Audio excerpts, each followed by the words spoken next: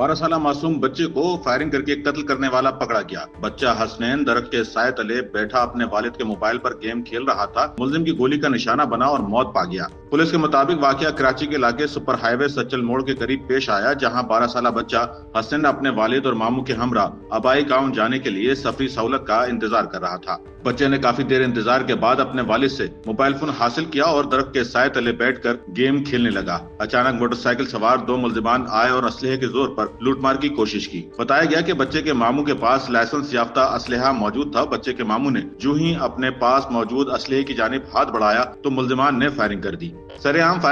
सरेआम फायरिंग के दौरान मुलजिमान के असले से निकलने वाली गोलियां हर फिक्र से बेनियाज गेम में मगन बच्चे हसनैन की जा लगी, जिससे वो जख्मी हुआ और मौके पर ही दम तोड़ गया। तो 2 आए डकैत ने बोला कि जो पैसे मोबाइल है सब कुछ निकालो।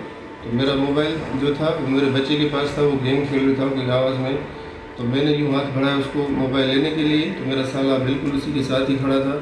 तो उसने पूछा कि क्या बोल रहा है। मैंने बोला ये किराए के पैसे और मोबाइल जल्दी निकालो। तो मेरे भाई के पास पिस्टल था, लाइसेंस याफ्ता, तो उसने जैसे निकालने की कोशिश की तो उसने फायर मार दिए, जो मेरे बच्चे को लगी हैं गोलियाँ और इस भाई को भी ये भी जख्मी हुआ।